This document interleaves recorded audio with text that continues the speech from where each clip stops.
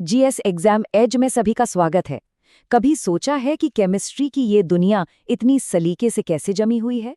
आज हम उस नक्शे की कहानी में उतरेंगे जो हमारे ब्रह्मांड के हर एक तत्व को उसकी सही जगह देता है। जी हाँ, आवर्त सारणी।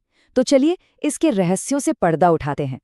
हमारा आज का ये सफर 5 हिस्सों में बटा होगा। शुरुआत करेंगे तत्वों को एक क्रम में लाने की पहली कोशिशों से, फिर मिलेंगे मेंडलीव की शानदार सोच से और जानेंगे कि आज की मॉडर्न टेबल आखिर बनी कैसे। इसके बाद हम इस टेबल में छिपे हुए पैटर्न्स को समझेंगे और देखेंगे कि कैसे ये तत्व मिलकर हमारे आसपास की दुनिया को शक्ल देते हैं। जरा 19वीं सदी में चलिए। केमिस्ट एक के बाद एक नए तत्व खोज रहे थे, लेकिन ये सब एक बिखरी हुई लिस्ट जैसा था। कोई सिस्टम नहीं, कोई पैटर्न नहीं।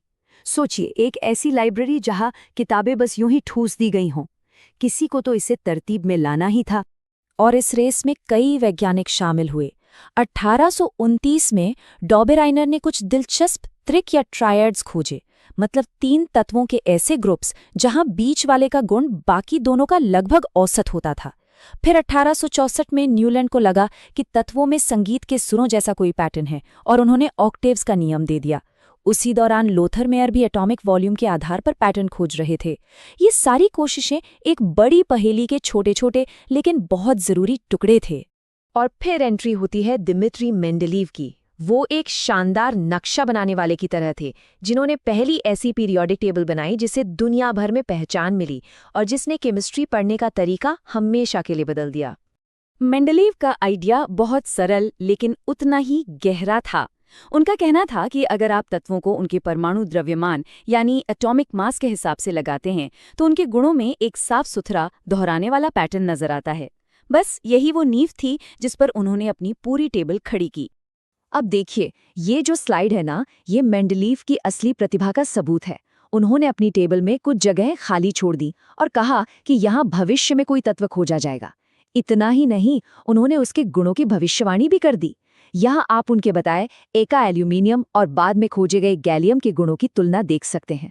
कमाल की बात है ना, एक ऐसे तत्व के बारे में इतनी सटीक जानकारी देना जिसे किसी ने देखा तक नहीं था। तो मेंडलीव की टेबल एक जबरदस्त कामयाबी थी। इसने केमिस्ट्री को एक सिस्टम दिया और नई खोजों के लिए दरवाजे खोले। पर यह परफेक्ट नहीं थी। हाइड्रोजन को कहाँ रखें, ये एक पहेली थी। आइसोटोप्स के लिए कोई जगह ही नहीं थी और कुछ जगहों पर जैसे आर्गन और पोटेशियम, ज्यादा वजन वाला तत्व कम वजन वाले से पहले आ रहा था। ये वो कमियां थी जो किसी गहरे राज की तरफ इशारा कर रही थीं। वो राज तब खुला जब फोकस एटॉमिक मास से हटकर एटॉमिक नंबर पर आया।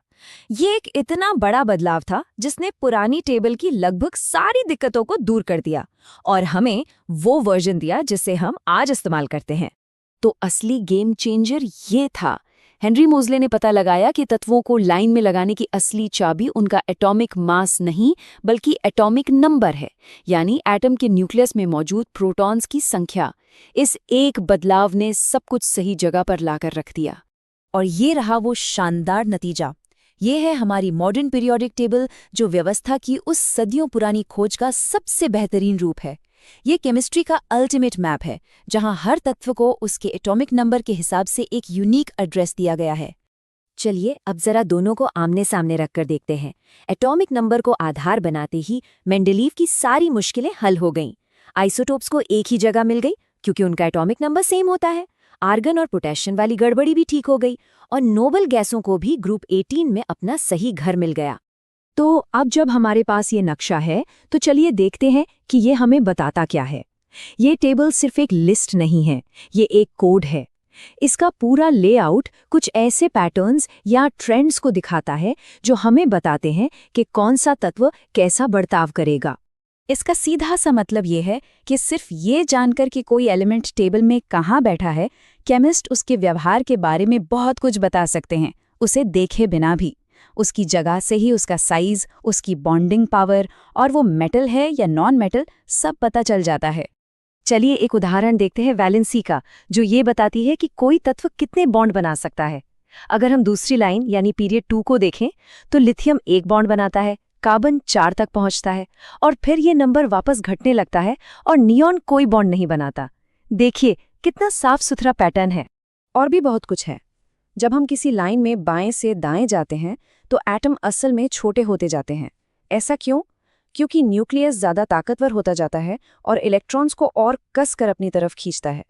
साथ ही तत्व मेटल जैसे से नॉन मेटल जैसे बनते जाते हैं और इलेक्ट्रॉन्स को खींचने की उनकी ताकत भी बढ़ती जाती है। लेकिन अगर हम एक ही कॉलम में ऊपर से नीचे जाएं तो कहानी बिल्कुल पलट जाती है। हर कदम नीचे जाने पर एक नया इलेक्ट्रॉन शेल जुड़ जाता है, इसलिए एटम बड़े होते जाते हैं। वो ज्यादा मेटालिक भी हो जाते हैं, मतलब अपने बाहरी इलेक्ट्रॉन को ज्यादा आसानी से छोड़ देते हैं। और सबसे खास बात, एक ही कॉलम के सभी तत्वों की वैलेंसी एक जैसी रहती है, इसीलिए तो उन्हें केमिकल फैमिली कहते हैं। तो ये सारी थ्योरी असल दुनिया से कैसे जुड़ती है? यही ट्रेंड्स तय करते हैं कि कौन से तत्व मिलकर किस तरह के पदार्थ बना सकते हैं, उन कंपाउंड से जो हमारे शरीर में हैं, उन मटेरियल्स तक जिनसे हम अपनी दुनिया बनाते हैं। यहाँ एक बहुत ही बढ़िया उदाहरण है।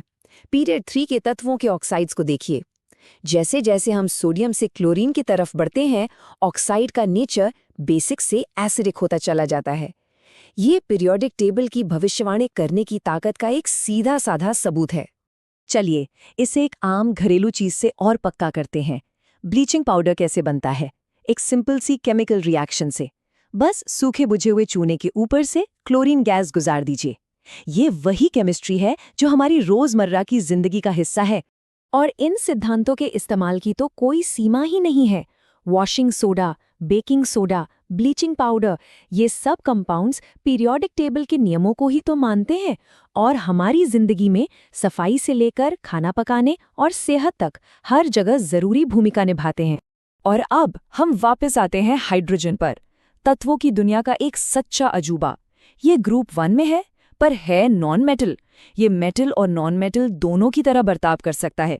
इसकी यही दोहरी शख्सियत इसे इस परफेक्ट सिस्टम के अंदर भी एक दिलचस्प अपवाद बनाती है और हमें याद दिलाती है कि विज्ञान में सीखने के लिए हमेशा कुछ न कुछ बाकी रहता है। तो पीरियोडिक टेबल केमिस्ट्री की दीवार पर टंगा सिर्फ एक चार्ट नहीं है, ये एक जीता जागता दस्तावेज है, खोज की एक कभी न खत्म होने वाली कहानी। ये हमें दिखाती है कि हमने कितना कुछ जान लिया है और साथ ही ये भी याद दिलाती है कि अभी कितने ही राज खुलने बाकी हैं। अगला तत्व कौन सा होगा और वो हमारे ब्रह्मांड के बारे में हमें क्या बताएगा? हमारे साथ इस सफर में शामिल होने के लिए बहुत बहुत शुक्रिया। अगर आपको ये विश्लेषण पसंद आया हो तो हमारे चैनल GS एग्जाम एज को लाइक, शेयर और सब्सक्राइब करना न भूलें। हम बहुत जल्द एक और दिलचस्प विषय के साथ लौटेंगे।